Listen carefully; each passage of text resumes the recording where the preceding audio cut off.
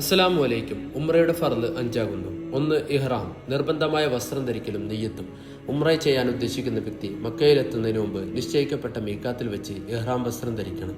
ഇഹ്റാമിന് മുൻപ് കുളിക്കുന്ന സുന്നത്താണ്. ഇഹ്റാം വസ്ത്രം ധരിച്ച ശേഷം ഉംറയുടെ നെയ്യത്ത് കരുതുകയും ലബ്ബൈക ഉംറത്തൻ എന്ന് പറയുകയും ചെയ്യുക. തുടർന്ന് തൽബിയത്ത് ചൊല്ലണം.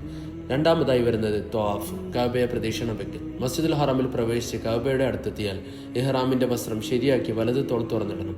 ഹജറുൽ അസ്വദിന് നേരെ കൈ ഉയർത്തി ബിസ്മി ചൊല്ലി ത്വാഫ് തുടങ്ങുക. കഅബയെ 7 തവണ പ്രദക്ഷിണം വെക്കണം. ആദ്യത്തെ 3 ചുറ്റുകളിൽ പുരുഷന്മാർ വേഗത്തിൽ നടക്കണം.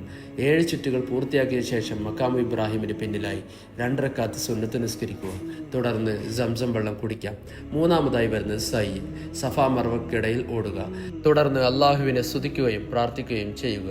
സഫയിൽ നിന്ന് മർവയിലേക്ക് നടക്കുകയും പച്ചയടയാളങ്ങൾക്കിടയിൽ പുരുഷന്മാർ ഓടുകയും ചെയ്യണം.